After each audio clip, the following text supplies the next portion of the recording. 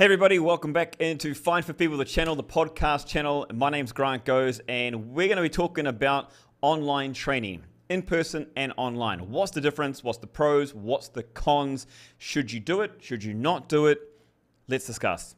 So I'm going to go here because when I say here, I mean this is going to be the first thing. When is it okay to do online training? And I'm going to take it from both sides. I'm going to take it from as a trainer wanting to deliver and as a client wanting to get training sessions.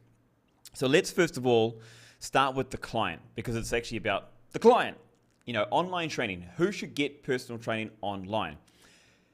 My biggest suggestion is someone who already has a bit of experience within the gym space or within exercise, who does a little bit of push-up, squats, running, a little bit of sports, has probably been to a sports club or a sports organization, a sports team, who's gone through some very basics and makes sure you've got some fundamentals. The reason I say this is because if the trainer is not there to give you the immediate feedback, then what you want is to be able to say, okay, I'm confident in myself to do this without injury. Now, when I say that, you can't really put a level of, okay, I'm a level 1, 2, 3, 4, 5, 6, 7, 8, 9, 10. I'm an amazing athlete. I know the best. Because the truth of the matter is that all professionals, all athletes, all people can use a coach. You can all get some type of coaching. Now, you think about a sports coach, golf swings, football, rugby, cricket, tennis, squash. You can all do this online. There's so much information on the World Wide Web that the information is there for you.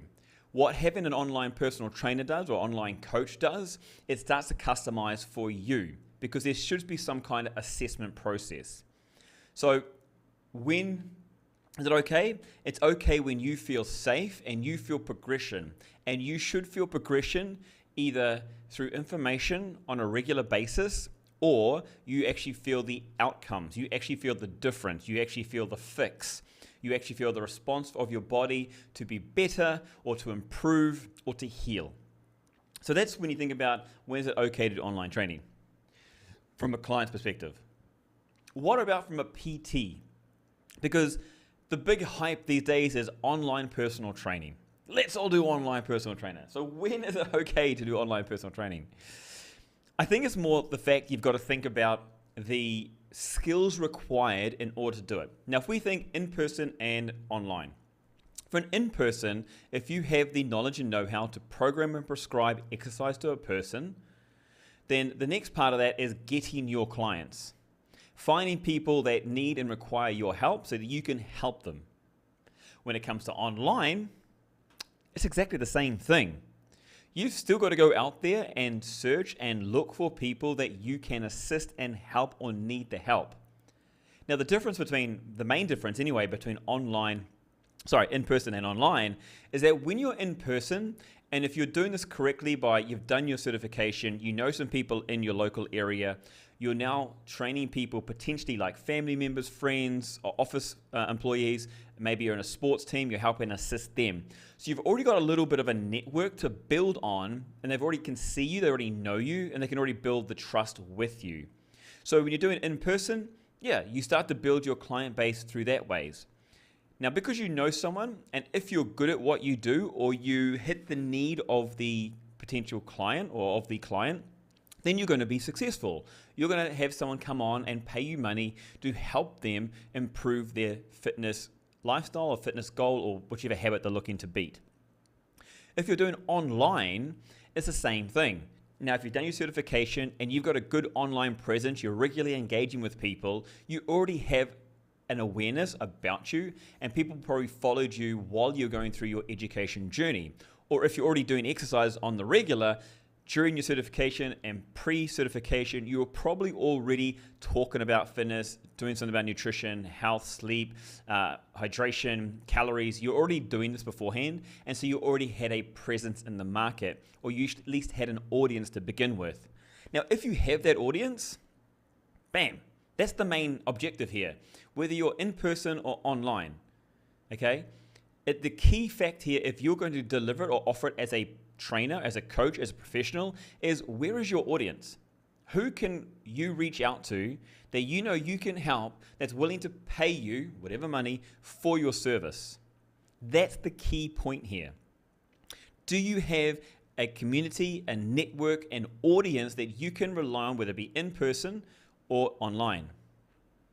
Now, if you're new and you don't have any of these, let's say you're unemployed, you've only got a few family members, then you're going to find it hard. And that's where potentially going to a gym or joining up at a gym can assist.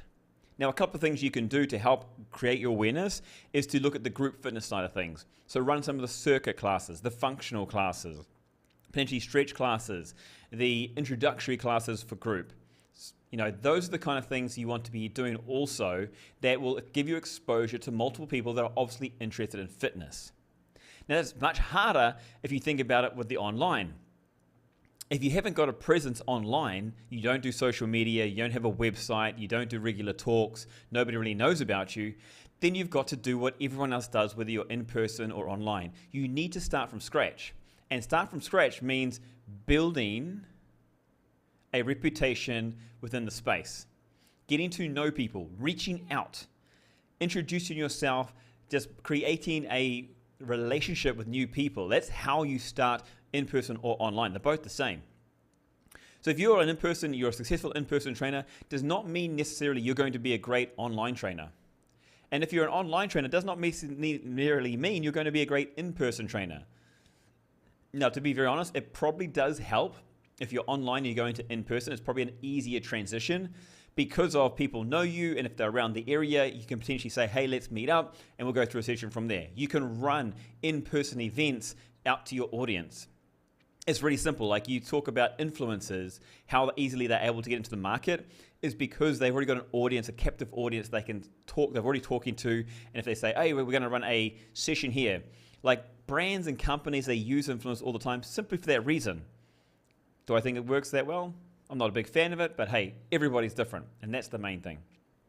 So the pros and cons. Should you have a hybrid business? Well, it's more about, I think if you've got the skill set, and it's first of all understanding your skill set, if you've got that network in person, then start there.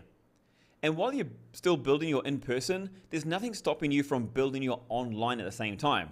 So by going for in-person, going to events, meeting up, potentially jumping on to other courses, or going to like group training classes, or going to populated areas where people are being fit and healthy.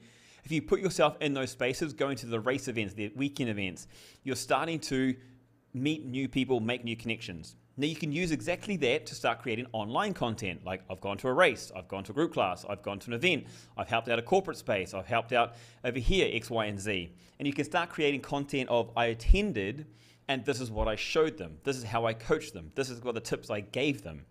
And you can start really building both at the same time. And this is probably one of the, I suppose, a lot of the key points that a lot of trainers right now are sending out there, because they're saying, hey, build a business where you're not limited by your ceiling. And I mean, you've only got, let's say, 20 hours in a week that you can do training sessions, right? You got from your, let's say, or you've got 5 hours a day. There's only X amount of hours in a day that you can work.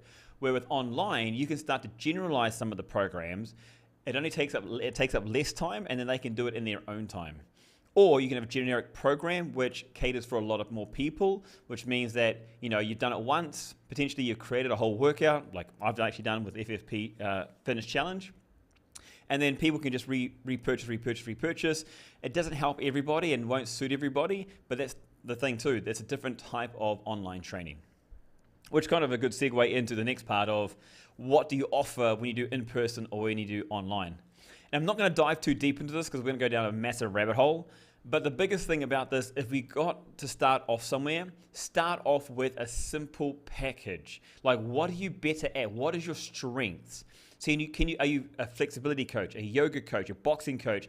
It might be a particular sport specific. It might be strength. It might be bodybuilding. Something that you're best at. Pick that one because that's what's going to help you push forward faster, and it's probably the one you're most passionate about. And create a program around that. So then when you have conversations with people, you're like, yeah, I'm a strength coach. I help people get stronger legs or stronger for their sport or whatever.